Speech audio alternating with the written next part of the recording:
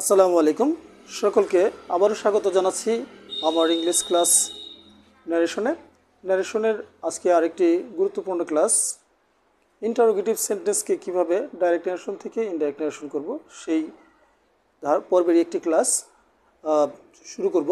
তার আগে বলে নেই আমার এই ক্লাসটি আমি আমার YouTube channel Sirajul digital IT এবং আমার ফেসবুক পেজ সিরাজুল ব্লগ এই দুইটা জায়গায় আমি আপলোড করব।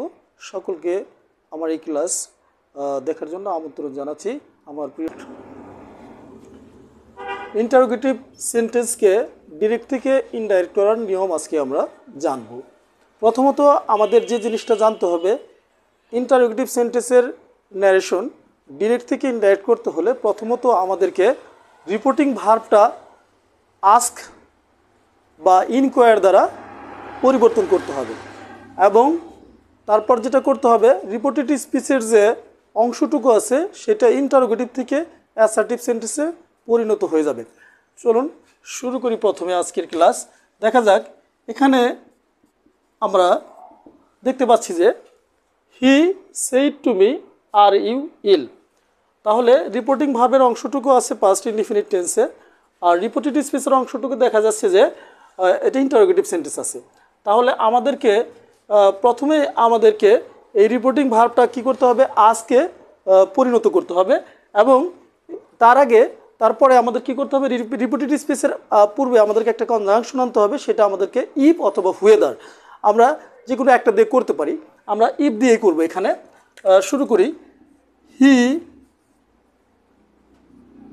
Asked me. আমরা এখানে লিখবো হি আস্ক, যেহেতু পাস্ট টেন্স, হি আস্কড মি। এখানে ইনভার্টেড কমা উঠে যাবে, ইনভার্টেড কমা উঠে এখানে হবে ইফ হবে। আমরা আগে দ্যাট ব্যবহার করতাম অ্যাসার্টিভ সেন্টেন্সে, কিন্তু ইন্টারোগেটিভ সেন্টেন্সের বেলায় আমাদের ইনভার্টেড কমার পরিবর্তে এখানে আমরা ইফ নিয়ে আসব।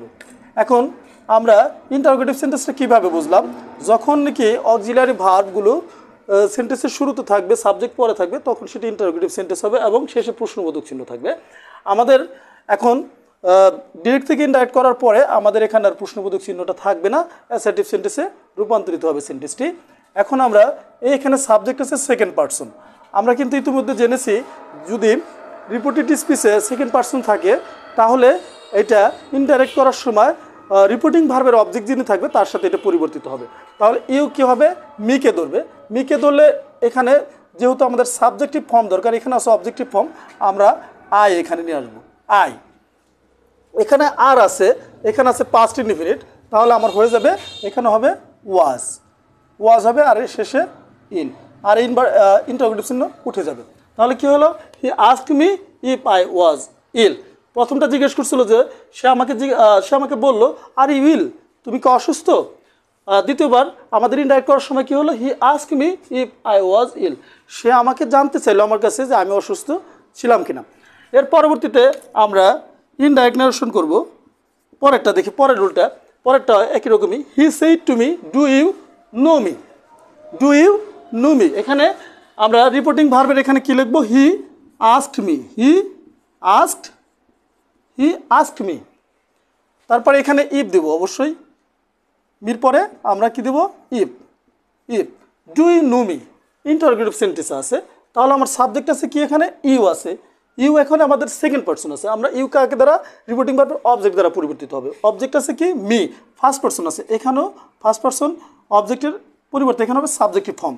এখানে অবজেক্টিভ ফর্ম আছে, এখানে হবে সাবজেক্টিভ ফর্ম। আই, এখানে নো আছে, নোর এখানে এটা প্রেজেন্ট ইনডিফিনিট, এটা পাস্ট ইনডিফিনিট, তাহলে আমাদের এটা প্রেজেন্ট ইনডিফিনিট থেকে পাস্ট ইনডিফিনিট হয়ে যাবে। আই নিউ হবে, আই নিউ। মি এখানে ফার্স্ট পারসন আছে, এখানে সাবজেক্টকে ধরবে, হিকে ধরবে, তাহলে মি থেকে হয়ে যাবে হিম হয়ে যাবে।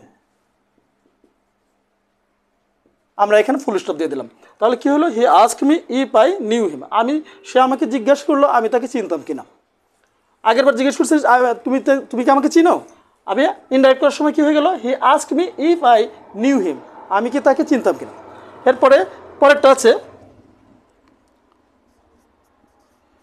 তার আগে বলে নেই, যদি রিপোর্টেড স্পিচের ইন্টারোগেটিভ সেন্টেন্সের শুরুতে WH কোশ্চেন থাকে, what, which, when, where, how এইসব থাকে, তাহলে ইনডাইরেক্ট ন্যারেশন করার সময় আমাদের অন্য কোনো কনজাংশন আমরা আনবো না।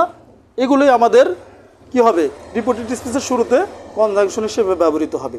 তাহলে এখানে বলা আছে হি সেড টু মি, তাহলে আমরা এখানে যথারীতি আগের মতোই হি asked me, he asked me, ask me, তারপর হোয়াট আছে, হোয়াট আমরা ঠিক রাখবো, এখানে আর এই পারবো না, কারণ আমরা আগেই বলে নিচ্ছি যে এই নিয়মে যদি ডবলএস কোশ্চেন থাকে তাহলে আর অন্য কোনো কনজাংশন আসবে না, এগুলো এখানে কনজাংশন হিসেবে ব্যবহৃত হবে। হি আস্কড মি, তারপরে আমরা হোয়াট রাখবো, হোয়াট, হোয়াট, এখানে আছে ইউর আছে, সে আমার কাছে জানতে চেয়েছিল তোমার নাম কি। হি সেড টু মি, সে আমাকে বললো হোয়াট ইজ ইউর নেম, তোমার নাম কি। এরপরে ইনডাইরেক্ট ন্যারেশনের বেলায় হবে কি, হি আস্কড মি হোয়াট, ইউর এখানে আছে সেকেন্ড পার্সনের পজিটিভ ফর্ম আছে, কি মনে রাখতে হবে, ইউ আছে এখানে সেকেন্ড পার্সনের পজিটিভ ফর্ম।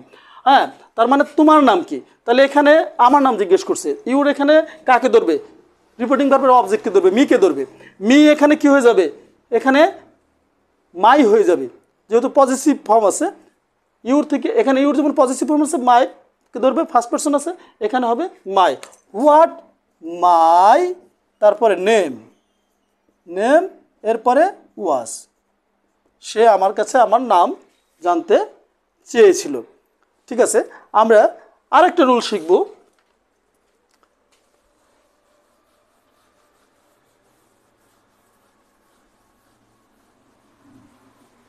আরেকটা রুল হচ্ছে, যদি ইন্টারোগেটিভ সেন্টেন্সের অনুরোধ বোঝায়, ইন্টারোগেটিভ সেন্টেন্সে প্রশ্ন করার কিছু কোনো কিছু চাওয়ার ক্ষেত্রে যদি অনুরোধ বোঝায় যে would you help me please, তাহলে এই ক্ষেত্রে আমরা রিপোর্টিং ভার্বে আমরা পোলাইটলি কথাটা ইউজ করব।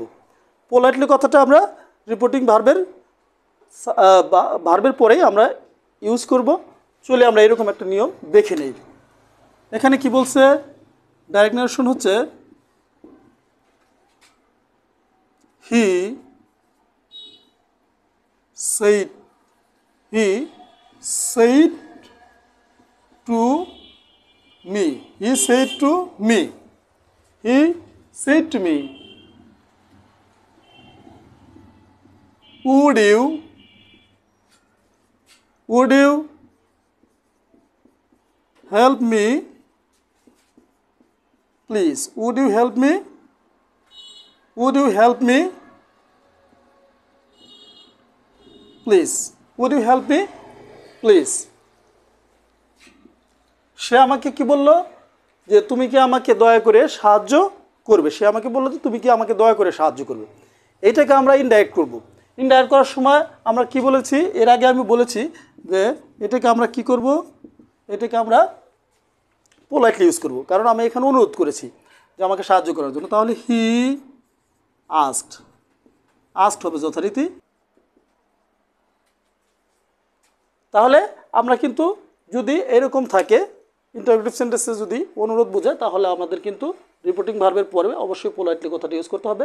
তারপরে ইফ, তারপরে আই উড হেল্প, পরের অংশ যথারীতি পরিবর্তিত হবে। সবাইকে আজকের এই ক্লাস দেখার জন্য আবারও ধন্যবাদ জানাচ্ছি। এই ক্লাসগুলো পাওয়া যাবে আমার ফেসবুক পেজ সিরাজুল ব্লগ এবং আমার ইউটিউব চ্যানেল আছে সিরাজুল ডিজিটাল আইটিতে। সবাইকে ফলো, লাইক এবং সাবস্ক্রাইব করার জন্য অনুরোধ করে আজকে ক্লাস এখানে শেষ